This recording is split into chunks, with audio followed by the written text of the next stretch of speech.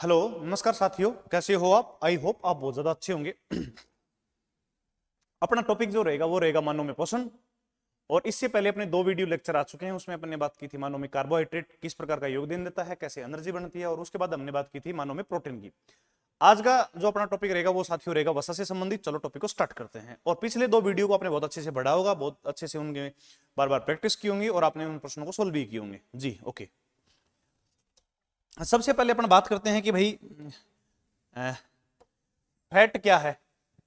देखिए आप एक बार, वसा क्या है, अपन बात करने वाले हैं वसा के ऊपर जी। वसा के ऊपर अब आज का जो टॉपिक रहेगा वो रहेगा आपका वसा। वसा क्या चीज है, कैसे आपकी बॉडी में काम करता है, कैसे इसे एनर्जी मिलती है, तमाम जो टॉपिक्स हैं, ये जो टॉपिक्स है इसके अंदर तमाम बातें अपन करने वाले हैं जी। पहले सबसे पहले अपन देखते हैं कि भाई वसा के सोर्स क्या है। तो देखो, दूध, मक्खन, घी और तेल और तला हुआ भोजन, इसके अंदर क्या होता है बेटा? इसके अंदर होता है वसा जी। ओके, अब बताओ सर, दूध, दूध की बात करें तो दूध अपन पीते हैं, मिल्क अपन बात करें तो गाय की और भैंस की। तो सबसे पहले अपन बात कर ले भैंस। भैंस के दूध के अंदर जो फैट होता है ना, याद रखना 7.4% होता है। बहुत बार परीक्षा में प्रश्न पूछा गया। अगर बात करें गाय की, तो गाय के अंदर जो फैट होता है बेटा वो होता है 3 से 4%। इस बात को अपने दिमाग में बैठा ले। मक्खन, मक्खन के अंदर जो, मक्खन के अंदर भी फैट होता है, घी के अंदर 100% फैट, तेल के अंदर 100% फैट, और तला हुआ भोजन में भी क्या होता है? फैट में शामिल है। ओके जी, बिल्कुल सर। एक बात और आप अपने दिमाग में थोड़ा सा सेट कर लो कि भाई इसके अंदर जो एलिमेंट है वो कौन सा है? कार्बन है, हाइड्रोजन है और ऑक्सीजन भी है। लेकिन आप एक बात अपने मस्तिष्क में सेव कर लें कि ऑक्सीजन की जो मात्रा है वो फैट के अंदर कम होती है, कम होता है ऑक्सीजन जी। ओके, दूसरा, वसा में सर्वसे अधिक क्या पाई जाती है? ऊर्जा पाई जाती है। कैसे?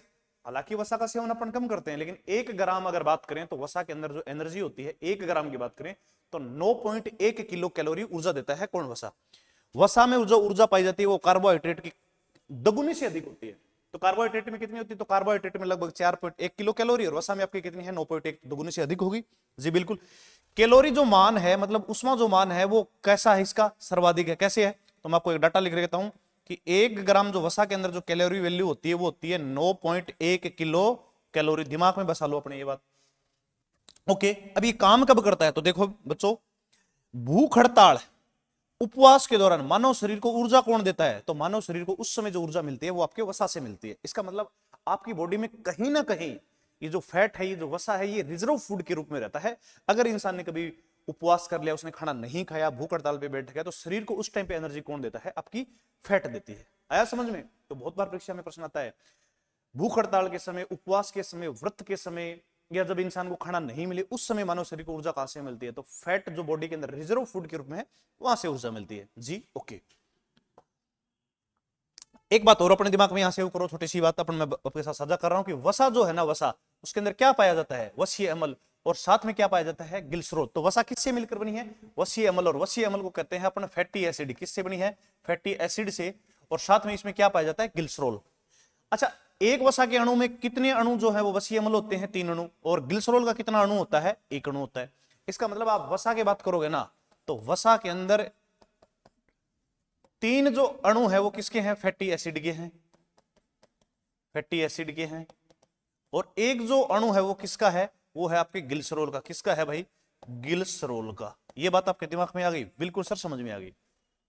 पक्का ध्यान रखना, वसा किससे निर्मित है? वसीय अम्ल और ग्लिसरॉल से निर्मित है जी सर, बिल्कुल आया समझ में। वसीय अम्ल कितने हैं? 3 अणु। और आपका जो ग्लिसरॉल है वो कितना अणु है? 1 अणु। अपन बात करेंगे थोड़ी देर में वसीय अम्ल क्या है, ग्लिसरॉल क्या है, इसकी टॉपिक वाइज अपन बात करने वाले हैं। कुछ वसाएं कैसी होती हैं? स्टीरॉइड टाइप की होती हैं, और बहुत शरीर के लिए बहुत खतरनाक भी होती है जी। आगे बात करेंगे, आगे देखो। अब अपन बात करें कि वसा के टाइप कितने हैं, तो देखते हैं टाइप ऑफ वसा या वसा के प्रकार। सुनो तो आप, वसा के प्रकार अपन देखते हैं कितने प्रकार की होती है वसा। तो प्रिय विद्यार्थियों ध्यान रखना, वसा जो है वो कितने प्रकार की है? वसा है भाई 2 प्रकार की। कितने प्रकार की है? 2 प्रकार की। थोड़ी सी मेरे को मक्खी बीच में परेशान कर रही है भाई जी। कितने प्रकार की है? तो वसा है आपकी 2 प्रकार की। अब दो कौन कौन से प्रकार की है? तो देखिए भाई, एक तो होती है आपकी संतृप्त वसा, संतृप्त वसा, और एक होती है आपकी असंतृप्त वसा, असंतृप्त वसा।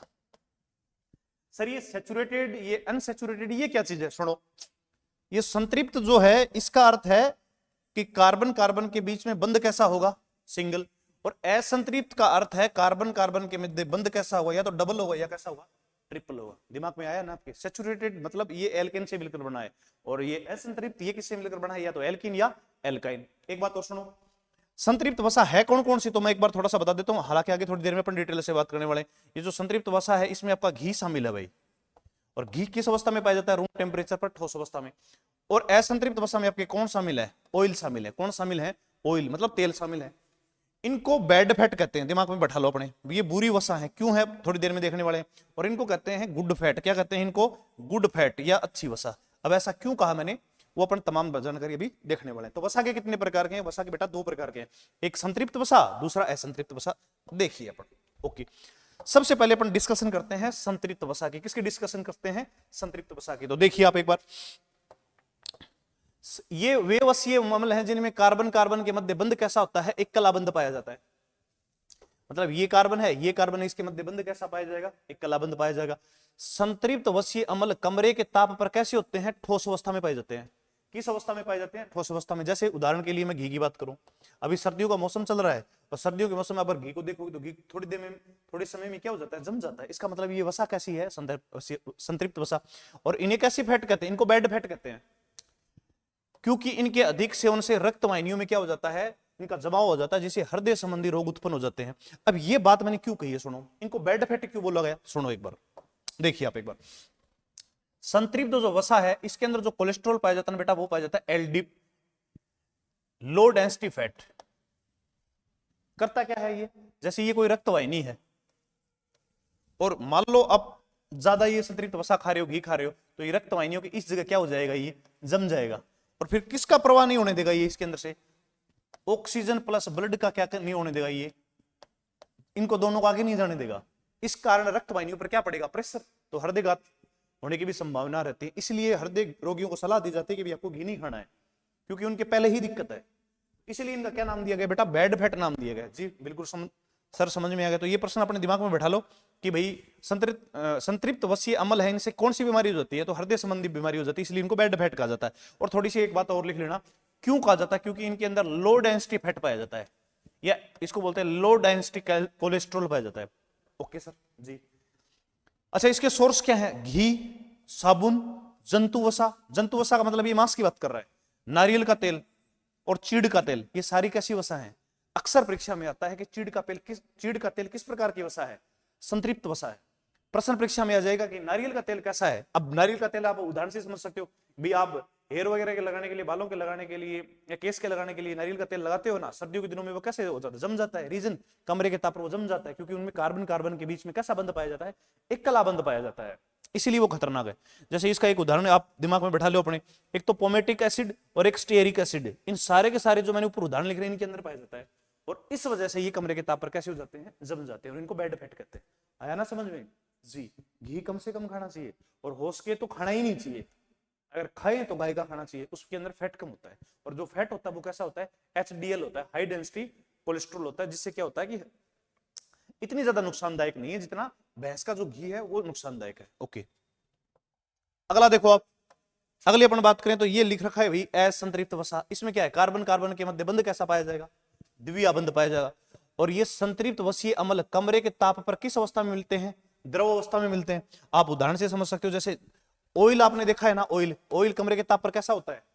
द्रव अवस्था में होता है। इसका मतलब असंतृप्त वसीय अम्ल है। ये वसीय अम्ल स्वास्थ्य के लिए कैसे होते हैं? लाभदायक होते हैं, स्वास्थ्य के लिए अच्छे होते हैं, इसलिए इनको गुड फैट कहा जाता है। इसलिए इन्हें कैसी फैट कहा जाता है? अच्छी फैट कहा जाता है। फिर परीक्षा में प्रश्न बनाता है कि सर है तो दोनों ही वसा, ये अच्छा क्यों है? भाई साहब, इसके अंदर जो कोलेस्ट्रॉल मिलेगा वो मिलेगा HDL टाइप का, ये HDF, हाई डेंसिटी लिपिड या हाई डेंसिटी कोलेस्ट्रॉल। ये क्या होता है? रक्त वाहिनियों के अंदर, मतलब रक्त वाहिनियों के बीच में से निकल जाएगा ये, मतलब उनको ब्लॉकेज नहीं करेगा। ब्लॉकेज नहीं करेगा तो कोई नुकसान है ही नहीं जी। ओके, जैसे इसका उदाहरण आप याद रख सकते हो, मछली का तेल और वनस्पति का तेल। और इसके अंदर जो एसिड पाए जाते हैं वो पाए जाते हैं लिनोलिक अम्ल और ओलिक अम्ल। एक मैं आपके लिए एक बात बता रहा हूं कि भाई वो थोड़ा सा दिमाग में रखें भाई, और बहुत बार परीक्षा में प्रश्न आ जाता है कि सूर्यमुखी का जो तेल है, सूरजमुखी का जो तेल है, सर्वाधिक मात्रा में कौन सा अम्ल पाया जाता है? असंतृप्त वसीय अम्ल पाया जाता है। सबसे ज्यादा पाया जाता है और ये स्वास्थ्य के लिए बहुत अच्छा होता है। जी सर, आगे बताओ, सुनो। अपन देखने वाले हैं ट्रांसफैट, मैंने लिखा है ट्रांसफैट। सुनो, अब ये ट्रांसफैट है क्या चीज? देखो, ये एक अनसैचुरेटेड फैट है, असंतृप्त वसीय अम्ल है। ये क्या करता है? भोजन के स्वाद को बढ़ा देता है। आप जो भोजन करते हो अगर ट्रांसफैट डाल दिया तो ये भोजन का जो टेस्ट है वो बढ़ा देगा, बट ये स्वास्थ्य के लिए बहुत ज्यादा क्या है? हानिकारक है, अच्छा नहीं है स्वास्थ्य के लिए। हालांकि असंतृप्त है फिर भी अच्छा नहीं है। रीजन, ये क्या करता है? एचडीएफ को थोड़ी देर पहले बात की ना, आपकी बॉडी के अंदर जो हाई डेंसिटी फैट है या हाई डेंसिटी जो अच्छा कोलेस्ट्रॉल है ना, जो शरीर के लिए मतलब खराब नहीं है, जो शरीर में समस्याएं पैदा नहीं करेगी, उसको ये किस में कन्वर्ट कर देता है? लो डेंसिटी फैट में कन्वर्ट कर देता है, मतलब बुरे फैट में कन्वर्ट कर देता है। नाम क्या है? ट्रांसफैट। परीक्षा में प्रश्न आता है कि निम्न में से कौन सा स्वास्थ्य के लिए अच्छा नहीं है? ट्रांसफैट अच्छा नहीं है। क्यों अच्छा नहीं है? लो हाई डेंसिटी लिपिड को या हाई डेंसिटी वसा को या हाई डेंसिटी कोलेस्ट्रॉल को किसमें कन्वर्ट कर देता है? लो डेंसिटी कोलेस्ट्रॉल में कन्वर्ट कर देता है, जो स्वास्थ्य के लिए कैसा है? हानिकारक है। और बेटा ये आपकी जो रक्त वाहिनियां हैं उनमें क्या पैदा कर देता है? उनमें ब्लॉकेज उत्पन्न कर देता है, जिससे हृदयघात होने की संभावनाएं बढ़ जाती है। हालांकि भोजन के स्वाद को बढ़ा देता है, हमें अच्छा लगता है, पर अच्छा है नहीं। अगला देखो, ये भी आता है ओमेगा। ये भी कैसा अम्ल है? असंतृप्त वसीय अम्ल है, बट ये स्वास्थ्य के लिए कैसा है? लाभदायक है। ये भाई साहब एचडीएल को एलडीएल में कन्वर्ट नहीं करता, मतलब आपकी बॉडी में जो एचडीएल है उसको किस में कन्वर्ट नहीं करता? ये एलडीएल में कन्वर्ट नहीं करता है। किस में पाया जाता है? मछली के तेल में पाया जाता है, सोयाबीन के तेल में पाई जाती है। ध्यान रखना, सोयाबीन का तेल आपकी बॉडी के लिए बहुत अच्छा होता है, मछली का तेल भी आपकी बॉडी के लिए, फिश ऑयल भी आपके शरीर के लिए कैसा है? लाभदायक है। सुनो, एक ये दिमाग में रखना, अलसी में ओमेगा 3 सर्वाधिक मात्रा में पाया जाता है, बहुत बढ़िया है स्वास्थ्य के लिए अलसी। जी ओके, आगे देखिए। थोड़ी देर पहले अपन ने बात की थी ग्लिसरॉल, जो मतलब मैंने बताया था कि वसा जो है वो किससे मिलकर बनी? 3 वसीय अम्ल और 1 ग्लिसरॉल। वसीय अम्ल हम पाचन तंत्र में अध्ययन कर चुके हैं। अब ग्लिसरॉल को देखते हैं। देखिए आप ग्लिसरॉल को, अब ये ग्लिसरॉल क्या चाहिए? देखो, कृत्रिम आंसू बनाने में उपयोगी है। आप नाटक वगैरह देखते हो, महिलाओं के आंसू आते हैं या पुरुषों के आंसू आते हैं, उसमें किसका प्रयोग किया जाता है? इसी ग्लिसरॉल का प्रयोग किया जाता है। हालांकि ग्लिसरॉल नहीं होता, वो ग्लिसरीन है, लेकिन है बना किससे है? वो ग्लिसरॉल से मिलकर बना। यह बायोडीजल का को प्रोडक्ट है। बायोडीजल किससे प्राप्त किया जाता है? एक पौधा है जिसको बोलते हैं रतन जोत। क्या बोलते हैं? रतन जोत। रत्न जोत से जब क्या बनाते हैं? बायोडीजल बनाते हैं ना, तब को प्रोडक्ट के रूप में किसका निर्माण हो जाता है? ग्लिसरॉल का निर्माण हो जाता है। किसका निर्माण हो जाता है भाई? आपके ग्लिसरॉल का निर्माण हो जाता है। प्रश्न आता है परीक्षा में, बायोडीजल किससे प्राप्त किया जाता है? रत्न जोत के पौधे से प्राप्त किया जाता है। जब बायोडीजल बनाते हैं ना, तब को प्रोडक्ट के रूप में क्या क्या प्राप्त होता है? आपका ग्लिसरॉल प्राप्त होता है।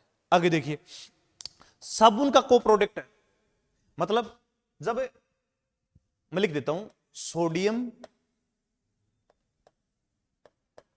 स्टीयरेट। स्टीयरेट ये साबुन का सूत्र है भाई। वैसे इसका सूत्र लिखे तो C17H35 COO नेगेटिव Na+, ये साबुन है। जब आप है ना साबुनीकरण की प्रोसेस से क्या बनाओगे? साबुन बनाओगे। हालांकि वो 10th क्लास में आप पढ़ गए, लेकिन यहां बताने का कोई मतलब है नहीं। जब इसका निर्माण करोगे ना, तब साथ में क्या बन जाएगा? आपका ग्लिसरॉल बन जाएगा। ग्लिसरॉल को प्रोडक्ट के रूप में प्राप्त होगा, याद रह जाएगा। ग्लिसरॉल का प्रयोग एक जगह किया जाता है, दाढ़ी बनाने वाली जो क्रीम है ना, उनमें ग्लिसरॉल का प्रयोग किया जाता है। अब तो बना तो साबुन रहे थे। एस्ट्रस की अभिक्रिया, सोडियम एस्टर की अभिक्रिया जब हार्ड बेस के साथ करवाई जाती है, हार्ड मतलब क्षार के साथ करवाई जाती है, तब ये प्राप्त होता है सोडियम स्टीरेट। इसका ये फॉर्मूला है। तब को प्रोडक्ट के रूप में आपका क्या प्राप्त हो जाता है? ग्लिसरॉल। जी ओके। इसका उपयोग पारदर्शक साबुन बनाने में किया जाता है, ट्रांसपेरेंट सोप बनाने में किया जाता है। और यह एक प्रकार का क्या है? अल्कोहल है। इसमें ओएच होते हैं, इसलिए क्या है? एक प्रकार का अल्कोहल। 3-4 बातें बताइए, दिमाग में रख लेना, परीक्षा में सवाल आएंगे, उनकी बात कर ले। किसका को प्रोडक्ट है? बायोडीजल, जो रत्न जोत के पौधे से बनता है, उसका को प्रोडक्ट है। और साबुनीकरण की प्रोसेस के द्वारा जब साबुन का निर्माण किया जाता है, साबुन का मतलब सोडियम स्टीरेट का जब निर्माण किया जाता है, तो को प्रोडक्ट के रूप में क्या प्राप्त होता है? ग्लिसरॉल। पारदर्शी साबुन है, एक प्रकार का अल्कोहल है, और कृत्रिम आंसू बनाने में इसका प्रयोग किया जाता है। आगे देखिए, ये देखो भाई, आज अपन इसको देखने वाले हैं, शरीर में ऊर्जा मिलने का क्रम। देखो आप एक बार देखो, शरीर में ऊर्जा सबसे ज्यादा किससे मिलती है? क्यों मिलती है? इन तमाम बातों के अपन जिक्र करेंगे। सबसे ज्यादा इंसान क्या खाता है सर? सबसे ज्यादा इंसान तो कार्बोहाइड्रेट खाता है, तो सबसे ज्यादा ऊर्जा भी किससे मिलेगी? कार्बोहाइड्रेट से। फिर इंसान क्या खाता है? वसा खाता है। और साथ में इंसान क्या खाता है? प्रोटीन खाता है।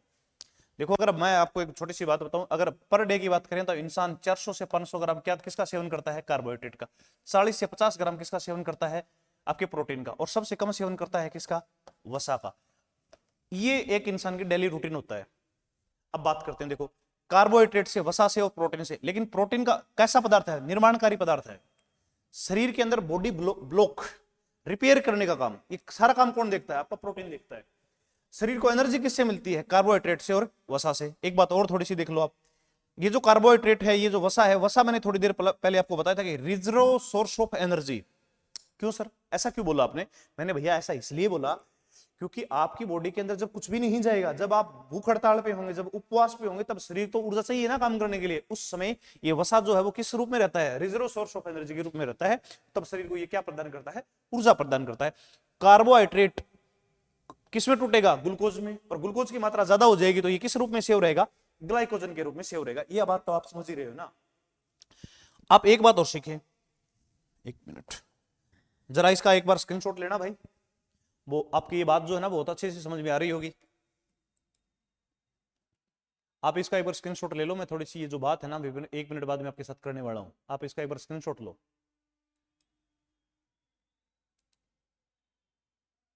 देखो 1 ग्राम की बात करें ना अपने, 1 ग्राम की, 1 ग्राम की, 1 ग्राम की, तो ध्यान रखना, सुनना इस बात को। सबसे ज्यादा 1 ग्राम से एनर्जी मिलती है। 1 ग्राम अगर आप लिपिड, LIPID मतलब फैट, मैं लिख देता हूं वसा, वसा को अगर जलाओगे, दहन करोगे, तो सबसे ज्यादा ऊर्जा मिलेगी 9.1 किलो कैलोरी। इसकी बात कर रहा हूं। उसके बाद किससे मिलेगी? 1 ग्राम यदि आप किसका सेवन करते हो? प्रोटीन का सेवन करते हो। अगर आपकी बॉडी में 1 ग्राम प्रोटीन है तो उससे एनर्जी मिलेगी 4.5 किलो कैलोरी। और सबसे कम मिलेगी 1 ग्राम कार्बोहाइड्रेट से। 1 ग्राम कार्बोहाइड्रेट से इससे कितनी मिलेगी? इससे मिलेगी 4.1 किलो कैलोरी पर ग्राम की बात करें। लेकिन इंसान सबसे ज्यादा खाता कौन है? क्या खाता है इंसान? अगर 1 ग्राम के हिसाब से देखें तो सबसे ज्यादा इसका ऑर्डर किसका आएगा भाई साहब? सबसे ज्यादा ऑर्डर आएगा आपके वसा का, L का, फिर किसका आएगा? P का, और सबसे कम किसका आएगा? कार्बोहाइड्रेट का। लेकिन समस्या क्या है? समस्या यह है कि इंसान सबसे ज्यादा सेवन किसका करता है? सबसे ज्यादा खाता क्या है? कार्बोहाइड्रेट खाता है। जब कार्बोहाइड्रेट खाएगा ना तो सबसे ज्यादा ऊर्जा किससे मिलेगी? अगर वैसे बात करें तो इंसान को सबसे ज्यादा ऊर्जा मिलती है कार्बोहाइड्रेट से, फिर आपके प्रोटीन से, और सबसे कम किससे मिलती है? लिपिड से। अगर ऐसे बात करें तो ऐसे रहेगा। आपके समझ में आ रहा ना? बहुत बढ़िया तरीके से समझ पा रहे हो। पीछे वाले का आप क्या ले लो? स्क्रीनशॉट ले लो। वीडियो को ज्यादा से ज्यादा शेयर करें ताकि मैं मेहनत करूं। इसी के साथ सभी प्रिय विद्यार्थियों से मैं यहां विदा लेता हूं। जय हिंद, जय भारत।